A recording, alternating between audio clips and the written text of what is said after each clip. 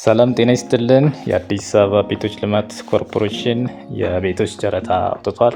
የ40/60 ቤቶችና በካፒታል ፕሮጀክት የተሰሩ ቤቶች ናቸው። የአዲስ አበባ ቤቶች ልማት ኮርፖሬሽን በከተማ አስተዳደሩ በተለያዩ ክፍለ ከተሞች ተገንብተው የተጠናቀቁ የ40/60 የጋራ ህንፃዎች ላይ የሚገኙ 1471 የንግድ ቤቶችን ለ8ኛ ዙር እንዲሁም በካፒታል ፕሮጀክት የተገነቡ በጀርመን ሳይት ላይ የሚገኙ 32 የንግድ ቤቶችን በሁለተኛ ዙር በግልጽ ጨረታ አወዳድረው በሽያጭ ማስተላለፍ ይፈልጋል። በመሆኑም ኮርፖሬሽኑ በግልጽ ጨረታ ያቀረባቸውን የንግድ ቤቶች ተወዳድረው መግዛት የሚፈልግ ማንኛውም ተጫራች የተዘጋጀውን የጨረታ ሰነድ ከጥር 16 ቀን 2018 ዓ.ም ጀምሮ ባሉት 21 ቀናት በኦንላይን በዌብሳይት housebid.aabdc.gov.it በመግባት አስፈላጊውን ምዝገባ በማድረግ የማይመለስ ብር 1000 በቴሌ ብር አማካኝነት ክፍያ በመፈጸም የጨረታ ሰነድ በሶፍት ኮፒ መግዛት የምትችሉ ሲሆን ተጨማሪ መረጃ ካስፈለገ ቅዳሜን ጨምሮ ከጠዋቱ 2 ሰዓት እስከ ምሽት 11 ሰዓት ተኩል ድረስ ከዚህ በታች በተዘረዘሩት አድራሻዎች በመገኘት መረጃ ማግኘት እንደሚቻል ያሳውቃል። እነዚህ አድራሻዎች የሚከተሉት ናቸው። አንደኛ የአዲስ አበባ ቤቶች ልማት ኮርፖሬሽን ምስራቅ ቅርንጫፍ አድራሻው 49 ማዞሪያ ቦሌ አያት 2 ሳይት። ሁለተኛ የካ ክፍለ ከተማ አስተዳደር ቤቶች አስተዳደር ጽሕፈት ቤት መገናኛ ክፍለ ከተማ ውስጥ ማለት ነው። አቃቂ ቃሊቲ ክፍለ ከተማ ቤቶች አስተዳደር ጽሕፈት ቤት አቃቂ መናኸሪያ ፊት ለፊት። አዲስ አበባ ቤቶች ልማት ኮርፖሬሽን ዋናው መስሪያ ቤት የሚገኘው በአምቢስ አካባቢ ከግሪክ ትምህርት ቤት አጠገብ ነው። የ40/60 ቤቶች ደግሞ ቦታ ደግሞ መገናኛን ጨምሮ አስኮ፣ አያት እና በቡልቡላ በተለያዩ ቦታዎች ያሉ የ40/60 ቤቶችን ነው። ከዛ ውጭ በነገር ያሰብኩት የጨረታው ላይ ያሉ መልካም ጎኖች እና ለተጫራቹ በጣም ጠቃሚ ነው ብዬ ያሰብኩትን ነው። ወደዛ ከመግባት በፊት ግን የጨረታው ላይ ያሉ ጥሩ ያልሆኑ ወይ ደግሞ ለተጫራቹ ቻሌንጅ ይሆናሉ የማስባቸውን እስኪ ላብራራቸው። ምክንያቱም ይህ ሀሳብ ምናልባት ለአጫራቹ መስሪያ ቤት ይደርስና የማስተካከያ ሊያደርግ ይችላል፣ ወይ ደግሞ እንግዲህ ትክክል ሆኖ ካሰበ እንደዚሁ ሊቀጥል ይችላል። ከዚህ ደግሞ ሊያባብሰው ይችላል። በእኔ እይታ ጨረታው ላይ ያሉ ቻለንጆች አንድ ሶስቶቹን አውጥቻለሁ።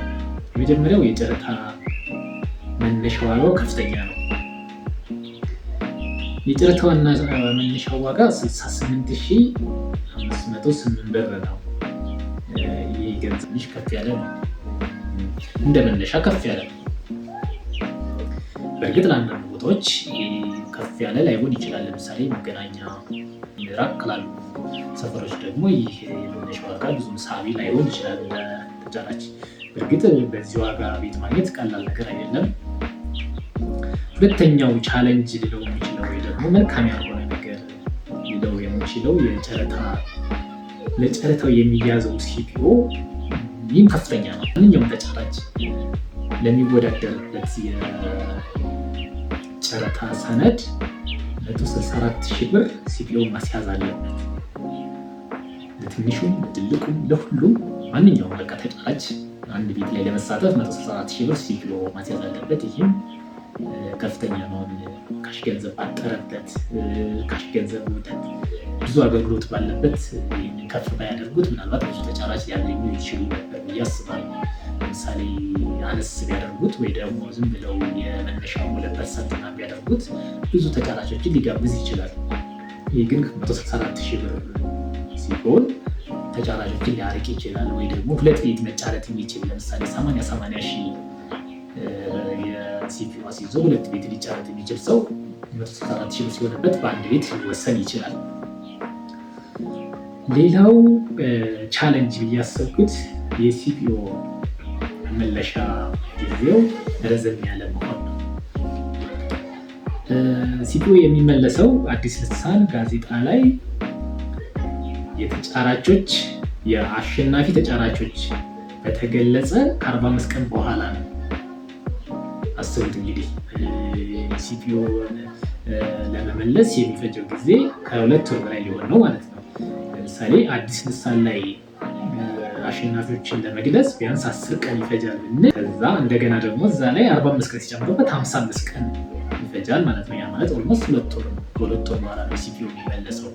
ይሄ ለተጫራቹ ጥሩ አይደለም ማለት ለመሳተፍ። ምክንያቱም ያው መሸነፍና ማሸነፍ ያለ ነው። ሁሉም ተጫራች ሊያሸንፍ አይችልም። ስለዚህ የተሸነፉ ተጫራቾች ሲፒዩአቸው ቶሎ መመለስ አለበት። በትንሹ በ20 ቀን በ30 ቀን መመለስ አለበት። ይህ መስሪያ ቤቱ ሊያስተካክለው የሚገባ ነገር ይመስለኛል። ቻሌንጆቹን እዚህ ጋር ላብቃና ጥሩ የሆኑ ነገሮችን እስኪ በዚህ ጨረታ ላይ እንደተገለጸው ከሆነ አንድ ተጫራች ከአንድ በላይ ቤቶችን መወዳደር ይችላል። የሚያስይዘው ሲፒኦ እስካለ ድረስ ይህ ደግሞ የጨረታ መስፈርቱን እስካሟላ ድረስ አንድ ተጫራች ከአንድ ቤት በላይ መወዳደር ይችላል። ነገር ግን ለእያንዳንዱ የሚወዳደርበት ቤት አንድ ሲፒኦ ወይ ደግሞ ለእያንዳንዱ ቤት 134,000 ብር ማስያዝ አለበት። እንዲሁም ደግሞ ለእያንዳንዱ ለሚጫረትበት የጨረታ ሰነድ መግዛት አለበት። ለምሳሌ 5 ቤት መወዳደር የሚፈልግ ተጫራች 5 ሰነድ መግዛት አለበት። ሰነዴው ተመሳሳይ ነው፣ ግን 5 ጊዜ መክፈል አለበት ማለት ነው። የጨረታ ሰነዱ ዋጋ 1,000 ብር ነው። የሚገዛው በቴሌ ብር ነው። በቴሌ ብር 5 የጨረታ ሰነድ በ5,000 ብር መግዛት አለበት ማለት ነው። ሶፍት ኮፒ ነው የሚሸጥበት። ሁለተኛው የጥሩ ነገር ሊባል የሚችለው ደግሞ ለተጫራቹ አድቫንቴጅ ሊባል የሚችለው ነገር 50% የባንክ ብድር ማመቻቸት መቻል ነው። በእርግጥ የአድቫንቴጅ ያለው 40/60 ላይ ለሚወዳደር ብቻ ነው። ካፒታል ፕሮጀክት የተሰሩ ቤቶች ላይ ይህ የለም። እዛ ላይ ሁሉም ተጫራች 100% ለመክፈል መዘጋጀት አለበት። ምክንያቱም ክፍያው 100% ነው። እዛ 50% የባንክ ብድር የሚመቻቸው 40/60 ቤቶች ላይ ነው። ሌላውና በጣም ጠቃሚ ነገር ነው ብዬ የወሰድኩት ብቸኛ ተወዳዳሪ ሆኖ የቀረበ ሰው ማሸነፍ መቻሉ ነው። አንድ ቤት ላይ እንዳጋጣሚ ሆኖ እንደ ድል ሆኖ ብቸኛ ሆኖ ተወዳዳሪ ሆኖ ሲቀርብ ብቻውን ማሸነፍ ደግሞ በማንኛውም ጨረታ ላይ አንድ ጨረታ ላይ ቢያንስ 3 ሰው መቅረብ አለበት። ያው ጨረታው አሸናፊ እንዲኖረው፣ አለበለዚያ አወዳዳሪው አካል ጨረታውን ይሰርዛል። ምክንያቱም 3 ሰው አልሞላልኝ ብሎ በትንሹ 3 ሰው ተወዳድረው ነው የጨረታ አሸናፊነት የሚለይ። እዚህ ላይ ግን 3 ሰው ባይቀርብም አንድ ሰው ብቻ ከቀረበ 2 ሰው ከቀረበ ይወዳደራል ማለት ነው። አንድ ሰው ከቀረበ በሌሎቹ መስፈርቶች እስካሟላ ድረስ ባቀረበው ዋጋ ቤቱን ይወስዳል። 2 ሆነው ከቀረቡ ደግሞ 2 ብቻ ይወዳደራል። 3 ከሆነ ያው ኖርማል ነው። 3 ተወዳድረው አሸናፊ ይወስዳል ማለት ነው። ይህ በጣም ጥሩ ነገር ነው። ስለዚህ